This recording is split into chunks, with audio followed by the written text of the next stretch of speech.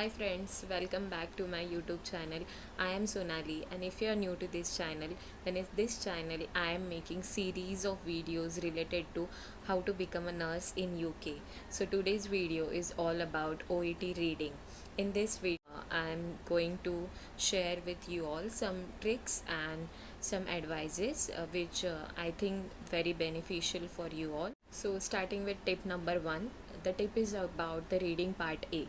The reading part A is a very important part in the reading because part A contain 20 question and it's a scoring part. If you get around 18 or 19 marks in part A, then it is very easy for you to clear OET reading, because if you get 18, then to clear the OET reading means to get B score in OET, you need to get only plus 12 in part B and C. So part A is a very important.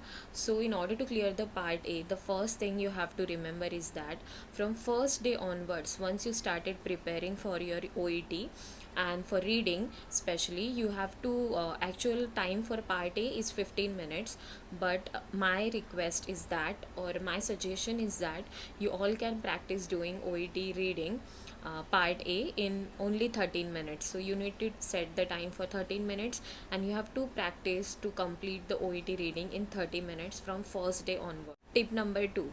So the tip number 2 is remaining, as I said, the part A you have to use 13 minutes to complete the entire part A. This is because remaining 2 minutes, what you have to do is you have to search the answers of the first 1 to 7 questions. Not to search, actually you have to cross check the answers for 1 to 7 question. Part A के जो first 1 to 7 question है वो बहुत important है, because उसका answer सिर्फ आपको ढूंढना है कि वो कौन से टेक्स्ट से बिलोंगिंग है. तो कुछ भी करके आपको ये फर्स्ट 7 क्वेश्चंस रॉन्ग नहीं आने चाहिए. The tip number 3 is, this is not actually the tip I can say, but ये मेरा एडवाइस है क्योंकि मैंने वैसे प्रैक्टिस किया था. Actually I can tell you that जब भी आप पार्ट ए कर रहे हैं तो स्टार्टिंग कीजिए क्वेश्चन नंबर 8 से. इससे क्या होगा, जब आप क्वेश्चन नंबर 8 से स्टार्ट करोगे तो आप सभी टेक्स्ट को रीड करोगे और आप उस टेक्स्ट के साथ बहुत फैमिलियर हो जाओगे.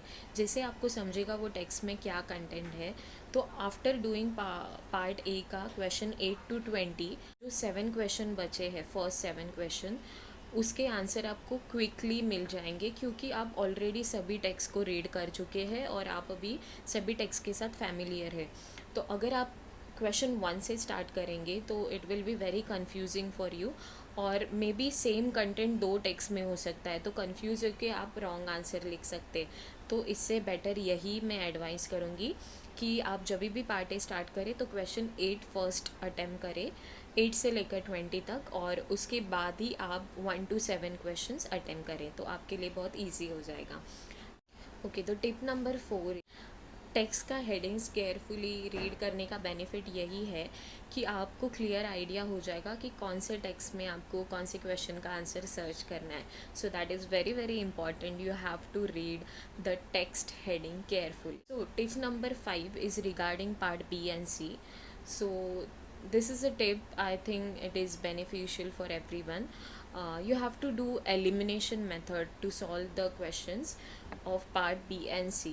Elimination method means जैसे ही आप पार्ट बी करना स्टार्ट करोगे, part B and C both, आपको सबसे पहले क्वेश्चन रीड करना है, फिर आपको आंसर रीड करना है, फिर आपको टेक्स्ट रीड करके आपको टैली करना है कि उसमें से ये जो ऑप्शन दिए हैं 3 और 4 ऑप्शन जो भी है, उसमें से कौन सा ऑप्शन सबसे ज़्यादा इनअप्रोप्रिएट है, वो आपको एलिमिनेट करना है टेक्स्ट रीड करने के बाद. इससे क्या होगा, आपका कन्फ्यूजन कम हो जाएगा और फिर आप जो रिमेनिंग 2 क्वेश्चंस आंसर है, रिमेनिंग 2 आंसर है, उसके ऊपर अच्छे से फोकस करके केयरफुली करेक्ट आंसर निकाल सकते हैं.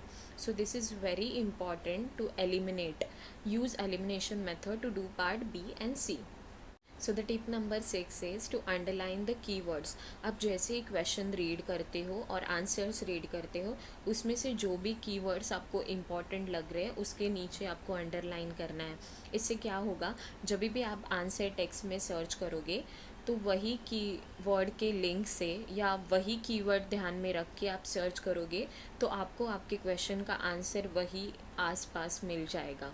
So please don't forget to underline the keywords. Then the next stage for synonyms and antonyms. तो आपको याद रखना है कि अगर क्वेश्चन में लार्ज वर्ड यूज़ हुआ है तो मे बी टेक्स्ट में उसके एक्सचेंज में ह्यूज और बिग वर्ड्स भी यूज़ कर सकते वो लोग. तो ये आपको केयरफुली याद रखना है. एंड अपार्ट फ्रॉम दिस आपको words like must, have, should, also, may be, not, but, ये सभी वर्ड जब भी क्वेश्चन में आएंगे आपको केयरफुली क्वेश्चन रीड करना है. And do not get confuse with all this words. अगर आप फोकस करके ये वर्ड्स को रीड करोगे तो आपको आपका करेक्ट आंसर इजीली मिल जाएगा. The next tip is, if in case, it's not tip actually, it's an advice. If in case आपको कोई आंसर नहीं मिल रहा है तो आई थिंक आप ये कर सकते हैं कि आपको ज़्यादा टाइम वेस्ट नहीं करना है और आप उस आंसर को पैराग्राफ के फर्स्ट और लास्ट सेंटेंस में ढूंढ सकते हैं. क्योंकि I feel most of the times answers are hidden in first and last sentence of the paragraph. तो अगर आप फर्स्ट और लास्ट सेंटेंस केयरफुली रीड करोगे तो मे बी आपको आंसर मिल जाएगा. अदरवाइज़ आप जो भी आपने कीवर्ड अंडरलाइन किया है क्वेश्चन में, अगर आप उसी को पर्टिकुलर कीवर्ड को भी टेक्स्ट में सर्च करोगे तो आप आंसर के बहुत नज़दीक पहुंच जाओगे. मीन्स आपको जल्दी आंसर सर्च करने में हेल्प हो जाएगी. जब मैं ओईटी लिसनिंग कर रही थी जब मैं ओईटी लिसनिंग सॉल्व कर रही थी तभी मुझे रियलाइज़ हुआ कि मैं जब तक आंसर फील कर रही हूँ तब तक ऑडियो ऑलरेडी आगे निकल जा रहा है. तो ये आपके साथ नहीं होना चाहिए. आप 8B पेंसिल कैरी कर सकते हैं एग्ज़ाम डे पे, सो दैट आपका 1 और 2 स्ट्रोक में ही वो सर्कल का आंसर फील हो जाएगा. And then you can focus on next question. ये मुझे मेरे एग्ज़ाम के बाद पता चला actually that my friend is using 8B pencil and I was not aware about that during my exam time. But that is okay.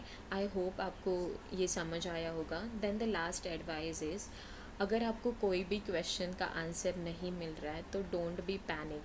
अगर आपका 1, 2 और 3 क्वेश्चन का आंसर भी कंटिन्यूसली नहीं मिल रहा है फिर भी आपको पैनिक नहीं होना है. आपको रिलैक्स होके नेक्स्ट क्वेश्चन का आंसर ढूंढते रहना है क्योंकि टाइम लिमिट बहुत रहता है और एग्ज़ाम के टाइम पे बड़ा बड़ा क्लॉक सामने लगाया रहता है और ऐसे लगता है कि टाइम बहुत फास्टली रन हो रहा है. So don't panic and don't waste your time looking at the clock. That is very important thing.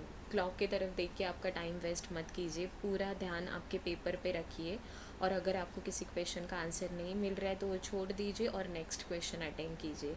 सो आज के लिए बस इतना ही. ये मेरे तरफ से कुछ एडवाइस थे. आई होप आपको ये वीडियो पसंद आया होगा. If you like my video और आपको ऐसे ही और वीडियो चाहिए और आपके मन में अगर यूके प्रोसेस के रिलेटेड कुछ भी डाउट है तो आप मुझे मैसेज भी कर सकते हैं और you can comment me in my comment box. I will definitely try to reply to your comment. Thank you so much for watching my video. If you like my video, please like, share and subscribe to my YouTube channel. Thank you and bye bye. Until then, stay happy and stay safe.